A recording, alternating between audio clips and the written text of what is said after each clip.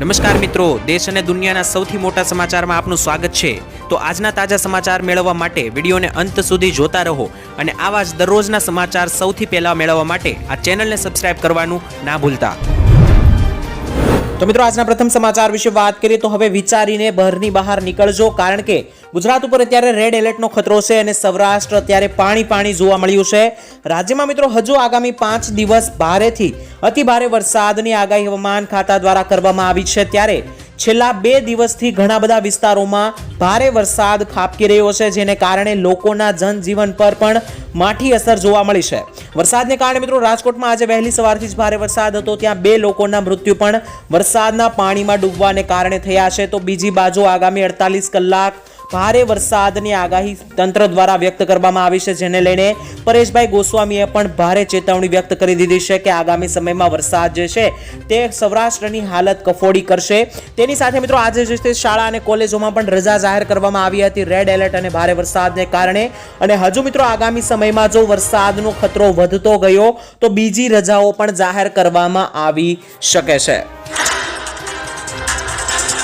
ત્યારબાદ જોઈ લે તો મિત્રો આવનારી 1 તારીખથી એટલે કે 1 સપ્ટેમ્બરથી બદલાશે આટલા નિયમો। મિત્રો દર મહિનાની 1 તારીખે ઘણા બધા મોટા નાના ફેરફાર થતા હોય છે, ત્યારે આ મહિના શું ફેરફાર થવા જઈ રહ્યા છે આવો જાણી લઈએ। સૌથી પહેલા તો મિત્રો એલપીજી ગેસ સિલિન્ડરના ભાવમાં ઘટાડો અથવા તો વધારો જોવા મળી શકે, કારણ કે 1 તારીખે નવા ગેસના ભાવો જાહેર થતા હોય છે। ત્યારબાદ મિત્રો સીએનજી અને પીએનજીના ભાવમાં પણ ફેરફાર થઈ શકે, કારણ કે ગેસના અને ઈંધણના દરેક પેટ્રોલ ડીઝલના ભાવમાં પણ ઘટાડો વધારો થવાની સંભાવના રહેશે। ત્યારબાદ મિત્રો ફેક કોલ એટલે કે જે તમારે ફોન આવે છે તેમાં મિત્રો જેટલા નકામા ફોન આવે છે અને કેટલાક લૂંટવા માટેના ફેક કોલ આવે છે અથવા મેસેજ આવે છે તેના પર પણ મિત્રો લગામ લગાડવામાં આવશે, સરકારે જાહેરાત કરી છે। ક્રેડિટ કાર્ડના કેટલાક નિયમોમાં પણ બદલાવ કરવામાં આવશે અને કેન્દ્ર સરકાર મોંઘવારી ભથ્થામાં 3% વધારો કરશે, જેથી દેશના લોકોને મોંઘવારીનો સામનો પણ આવનારી 1 તારીખથી કરવો પડી શકે। ત્યારબાદ મિત્રો આધાર કાર્ડને અપડેટ કરાવવાની છેલ્લી તારીખ 14 સપ્ટેમ્બર છે। તો આ સમય બાદ સપ્ટેમ્બર મહિનામાં મિત્રો જો તમે આધાર કાર્ડની અંદર કોઈ પણ સુધારા વધારો કરાવો છો તો મિત્રો તેના માટે તમારે હવે અલગથી પૈસા પણ આપવા પડશે। તો મિત્રો ટોટલ આટલા નિયમો જે છે તે સપ્ટેમ્બર મહિનામાં બદલાવા જઈ રહ્યા છે। ત્યારબાદના મહત્વના સમાચાર જાણી લઈએ તો રાજ્યના 22 જળાશયો અત્યારે છલકાયા। મિત્રો આપને જણાવી દઈએ તો ટોટલ રાજ્યની અંદર અત્યારે વરસાદનો ખતરો ટોટલી વધી રહ્યો છે અને ભારે દબાણ બની રહ્યું છે, ત્યારે લગાતાર પાણીઓ પણ છોડવામાં આવી રહ્યા છે।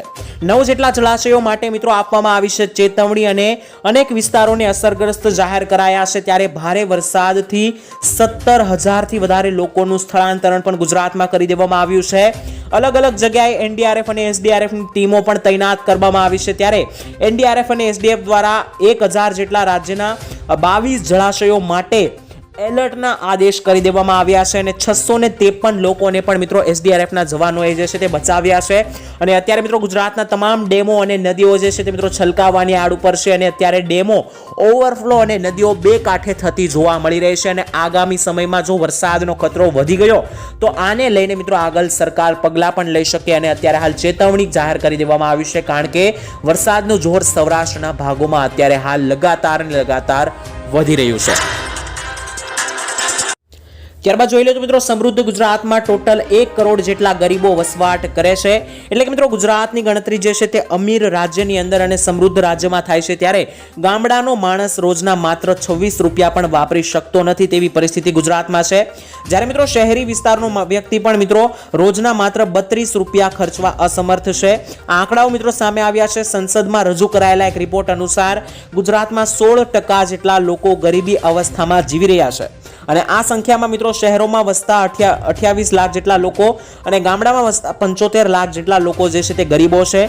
30 વર્ષથી વધારે ગુજરાતમાં શાસન કરનારની ભાજપ સરકાર ગરીબી દૂર કરવામાં નિષ્ફળ ગઈ છે અને સરકારે એવો વાદો પણ કર્યો હતો કે 2022ની સાલ આવશે ત્યાં સુધીમાં ખેડૂતોની આવક બમણી કરવામાં આવશે, પરંતુ આવક તો બમણી નથી થઈ, પરંતુ ખેડૂતો જે છે તે ગરીબી રેખા નીચે અત્યારે હાલ જીવી રહ્યા છે, જેને લઈને મિત્રો કહેવામાં આવી રહ્યું છે કે સમૃદ્ધ ગુજરાતમાં પણ ગરીબ લોકોનો આંકડો 1 કરોડને વટી ગયો છે।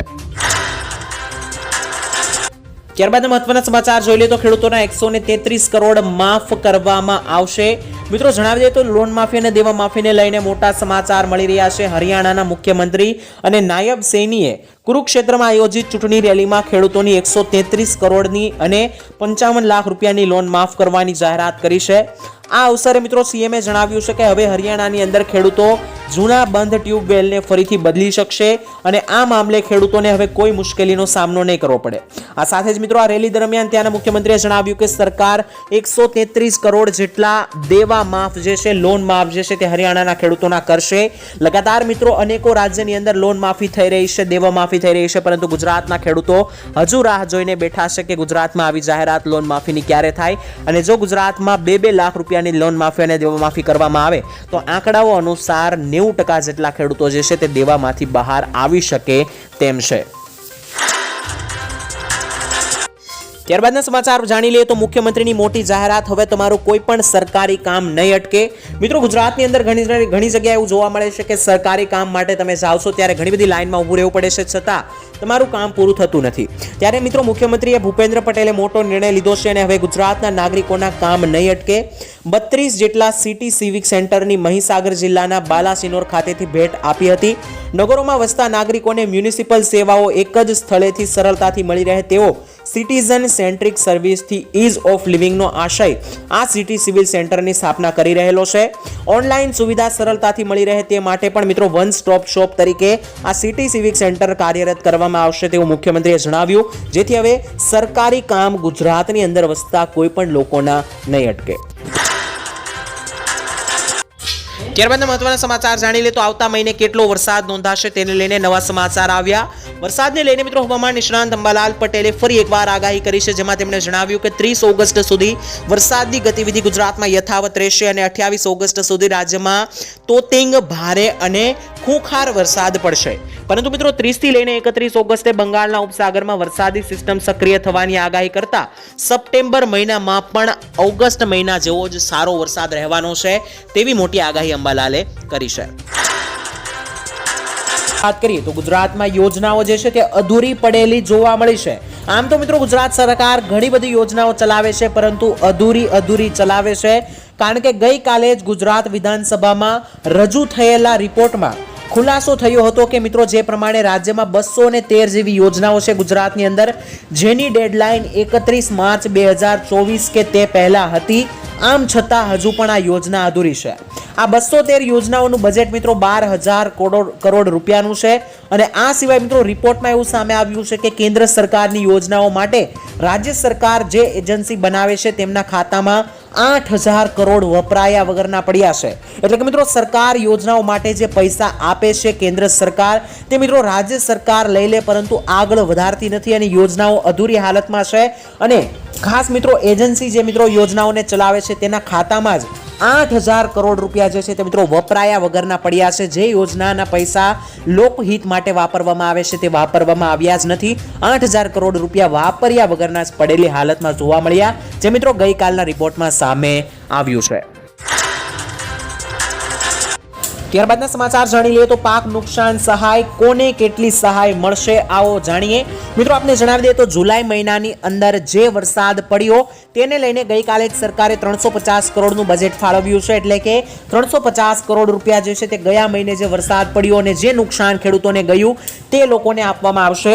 તો હવે તમને કેટલી સહાય મળશે તેના વિશે જાણી લઈએ તો જુલાઈ મહિનાની અંદર ખાસ જુનાગઢ જિલ્લો, દેવભૂમિ દ્વારકા, પોરબંદર જિલ્લો, રાજકોટ, આણંદ, ભરૂચ, સુરત, નવસારી અને તાપી જિલ્લામાં મળીને 45 તાલુકાઓમાં અનરાધાર વરસાદ પડ્યો હતો, જેને કારણે આશરે 4 લાખથી વધારે હેકર વિસ્તારની અંદર ભારે વરસાદથી અસરગ્રસ્ત થઈ છે જમીનો.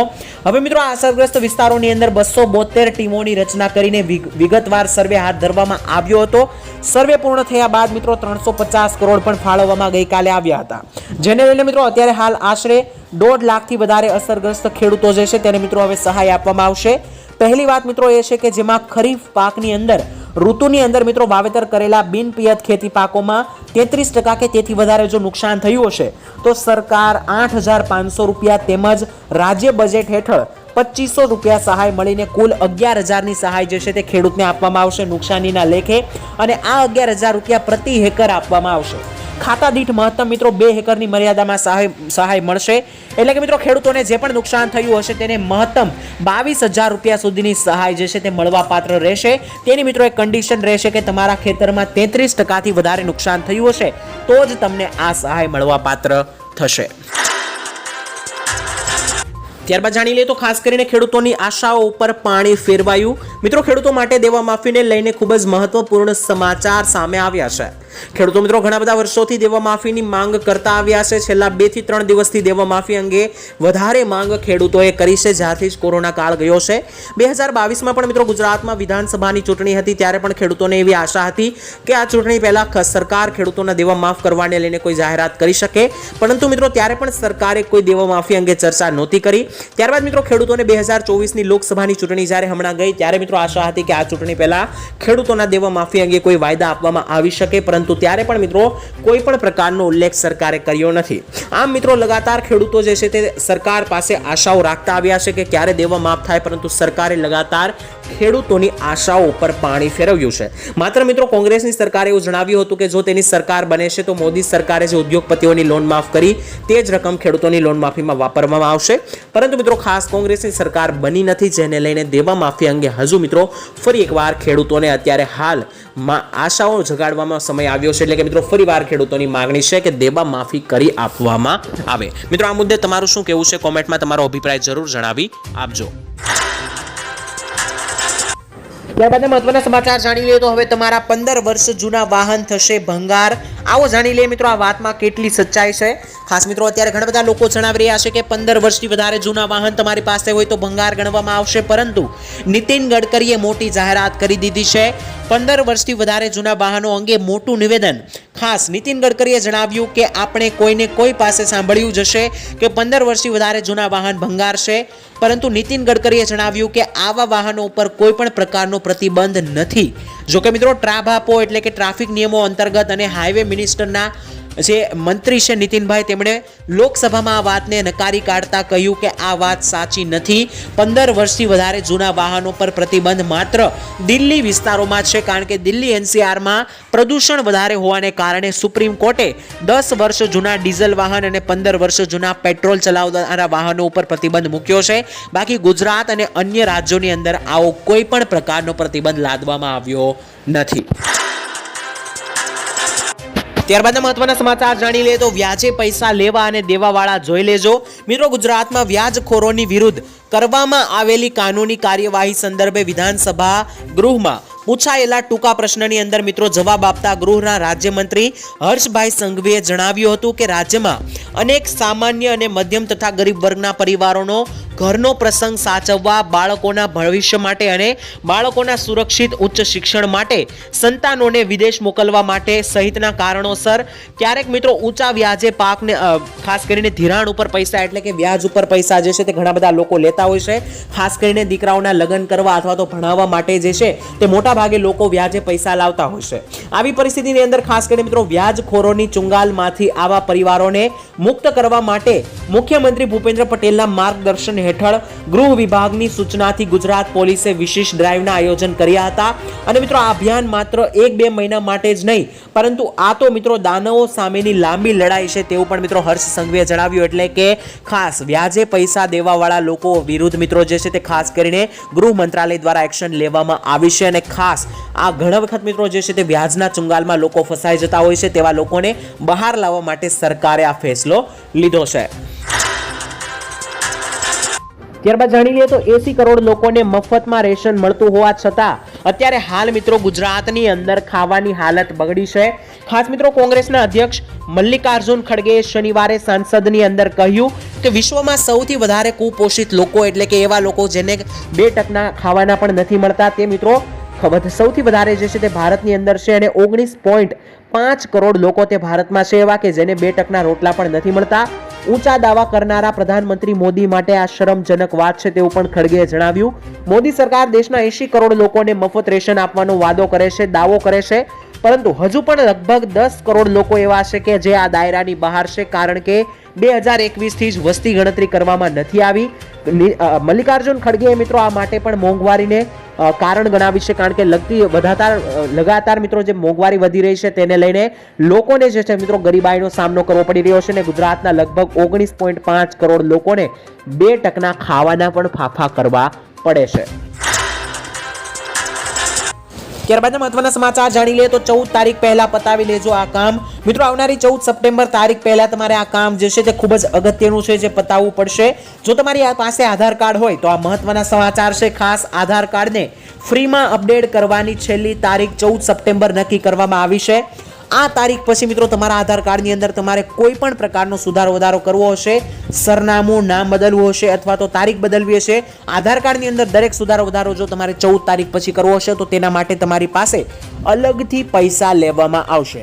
અને 14 સપ્ટેમ્બર સુધી તમને આધાર કાર્ડની અંદર દરેક સુધારા વધારા મફતમાં કરી આપવામાં આવશે. તો મિત્રો 14 સપ્ટેમ્બરને હવે ગણતરીના દિવસો જ બાકી રહ્યા છે. તો જો તમારે હજુ સુધી આધાર કાર્ડની અંદર કોઈ પણ પ્રકારનું અપડેટ કરાવવાનું બાકી હોય તો મિત્રો વહેલી તકે પતાવી લેજો.